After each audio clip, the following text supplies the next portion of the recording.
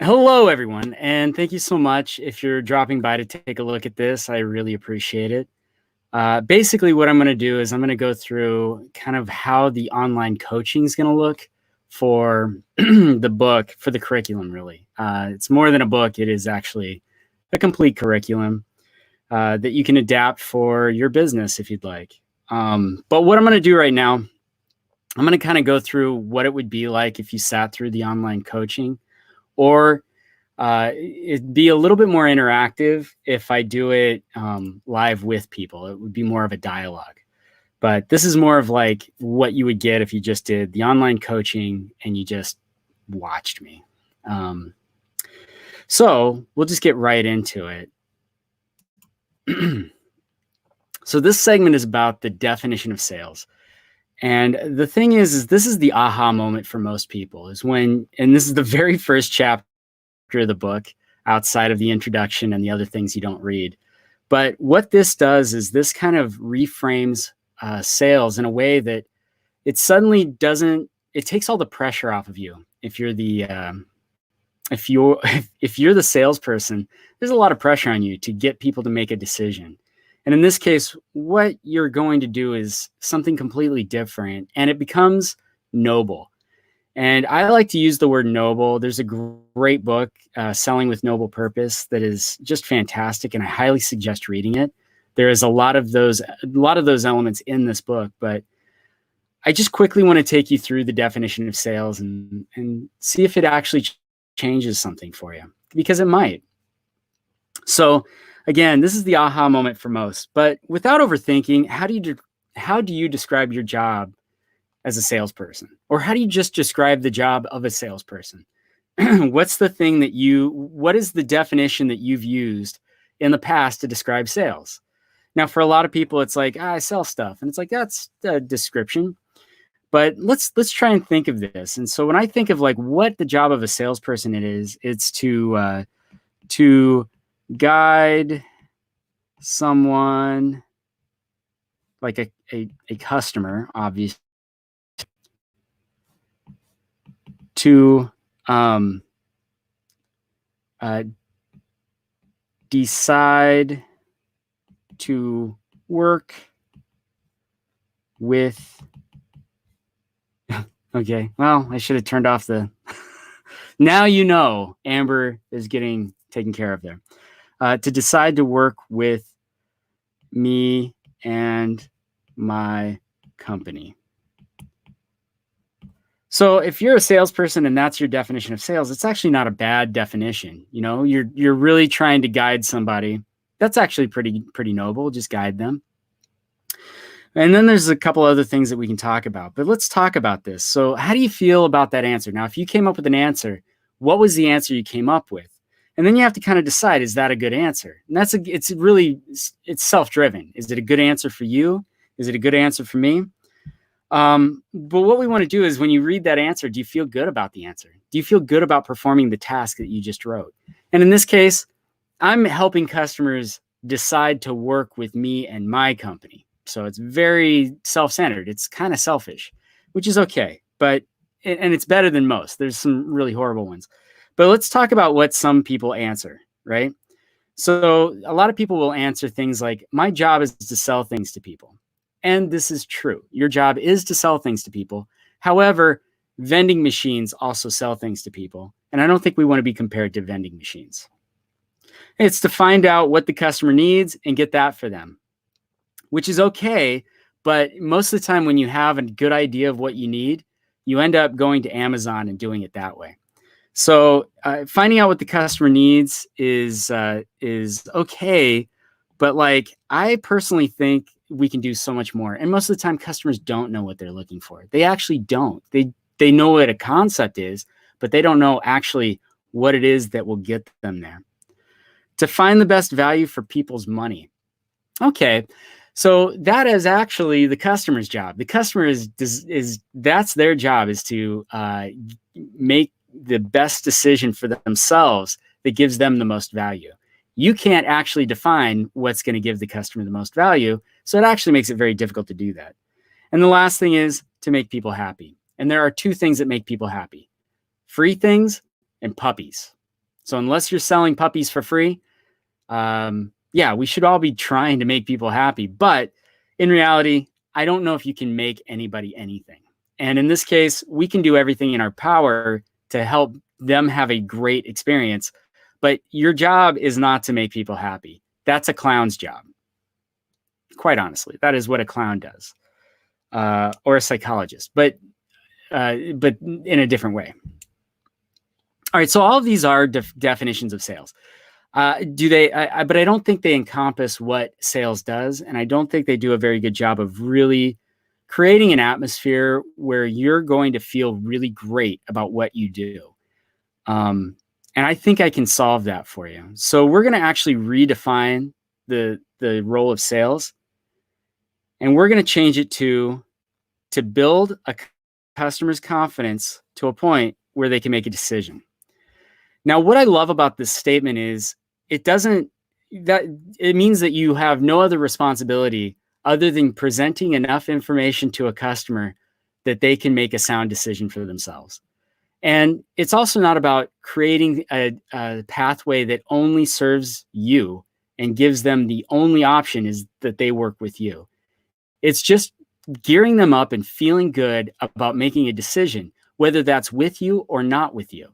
And this is important because where we think we need to make the customer decide with us, if we start to do that, we start to push them away. And customers have far too many options at this point. We can't do that. And I'll explain that a little bit further. So we're not convincing, we're not manipulating. Your job is to offer the customer the best possible experience and empower them to make the best decision for themselves.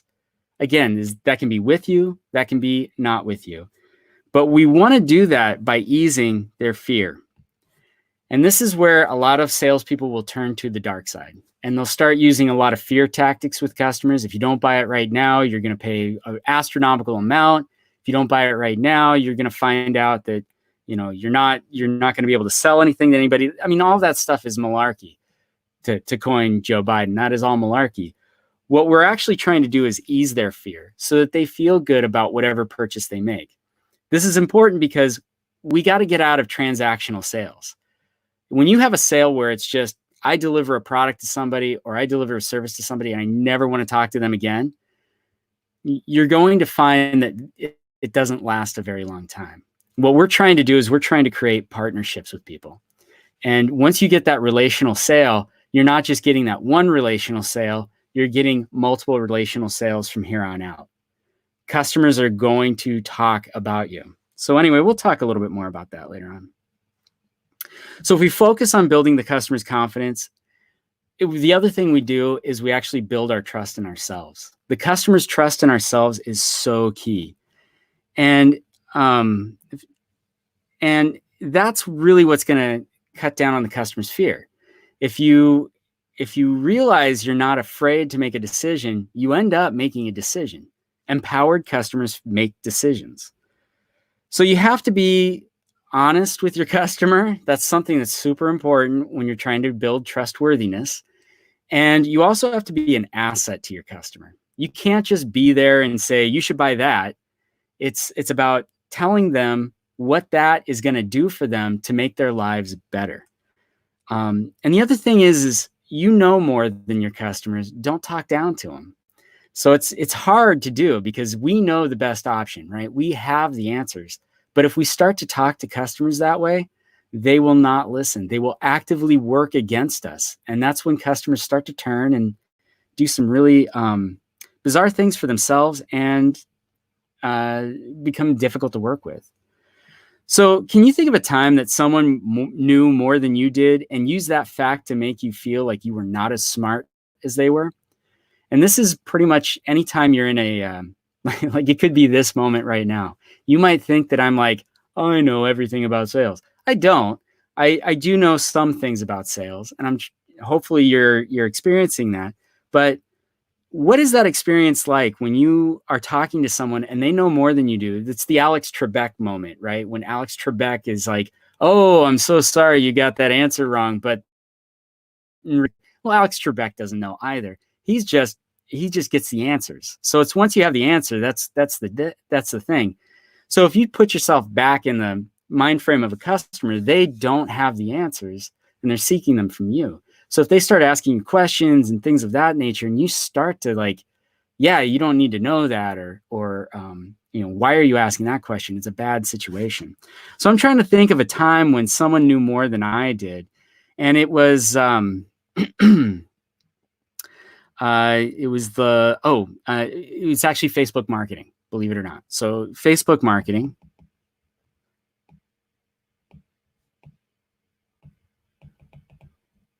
And the thing was I didn't understand why the money was, why things were not processing quickly. The ads weren't going out fast enough.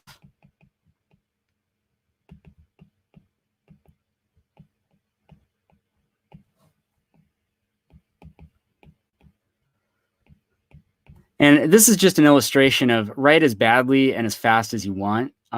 This is not something you're going to probably hand off to somebody else. The book is really designed for you to be able to process this information. So Facebook marketing ads weren't going out fast enough. And it was like, I asked a friend, and I asked this friend about it, and his answer was sort of like, well, you just don't know. You don't know anything about it. And it's like, okay, thanks. That didn't help. So what about the last time you were made to feel shame? Where you felt less than? And how did you feel? And where in your body did you feel it? Now, the last time I felt shame was, again, it's actually recently. It was with the book launch. And I did the book launch in a way, I tried to do it the way they said, but I couldn't get enough people to do it, to help me out with it the way I was supposed to do it. And when I talked to somebody, he tended to make me feel like I completely screwed up and I was never going to be able to fix it again. Well, where I felt that right here in the pit of my stomach. Like it was one of those feelings like, so I'm going to say book sales and a pit of my stomach.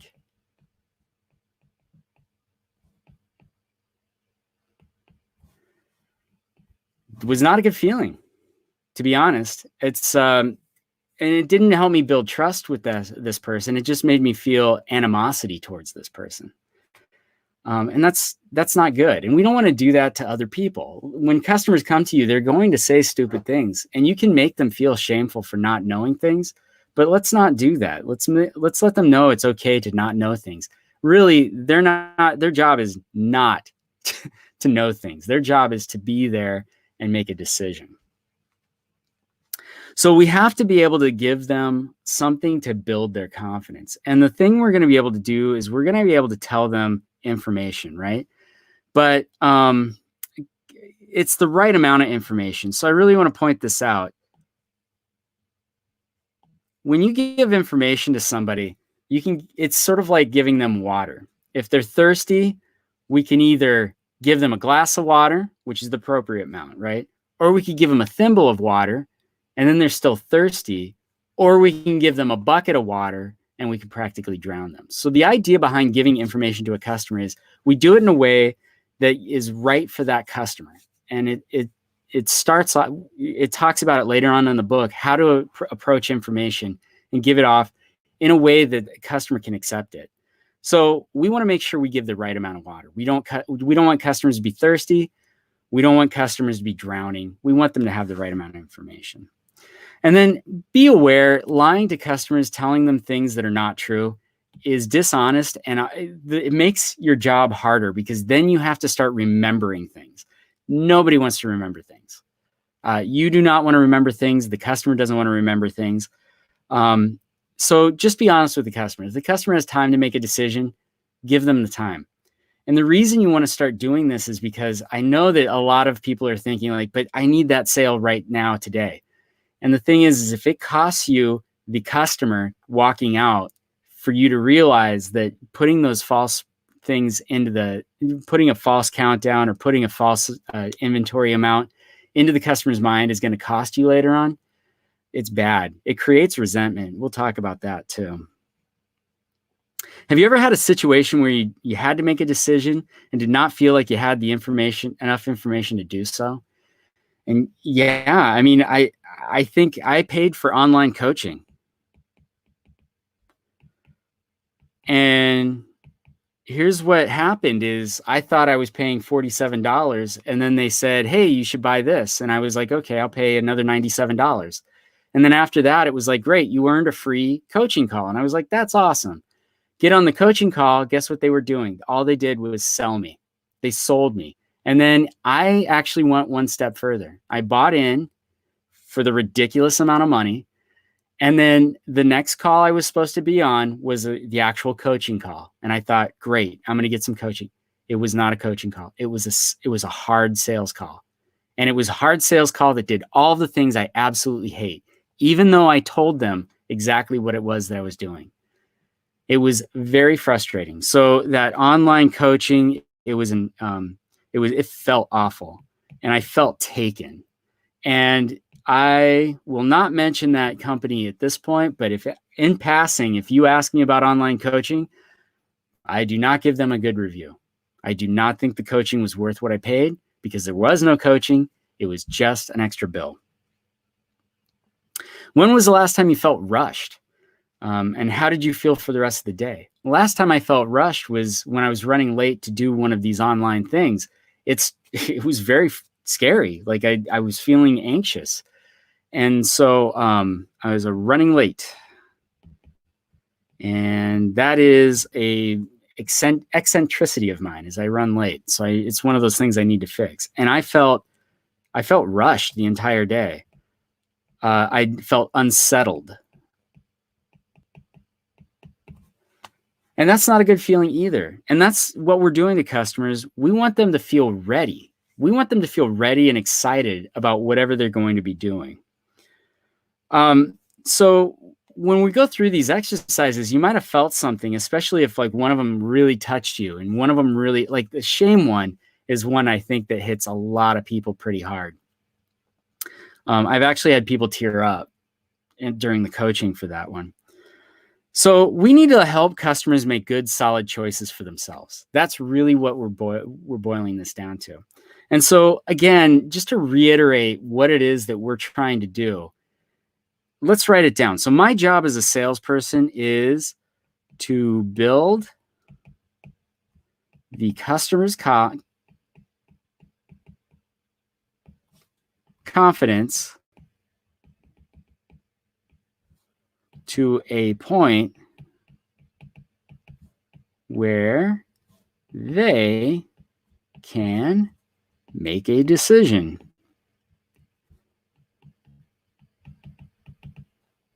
And if we want to add something, we can add a good decision for themselves. So when you think about that, like, how does that make you feel? When you think about, like, if that's the case, how does that feel to you? How does that answer set with you?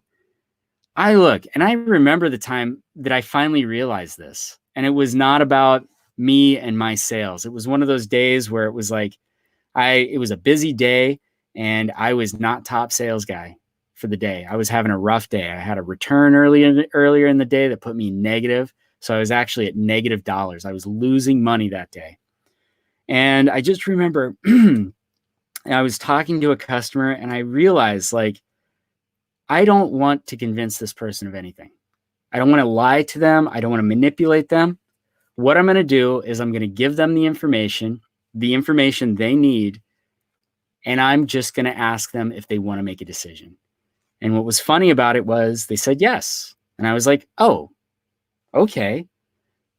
Put that bundle together. I was suddenly even for the day. And then the next customer I talked to did the exact same thing. I was just like, what is it you want to do? And found out what they wanted to do, went over, said, this does this, this does this, this does this. Does this sound good to you? And they said, yes. And it was the easiest sales day I'd ever had up until that point. So from here on out, this is what I suggest. Build the customer's confidence to a point where they can make a decision. Not only will they make a decision the best decision for themselves, most of the time they're going to make the best decision for themselves with whom they're going to work with. And it's usually going to be the person that built their confidence. So that is the definition of sales: to build the customer's confidence to a point where they can make a good decision for themselves. All right, that's the end of this first training module. Thank you so much.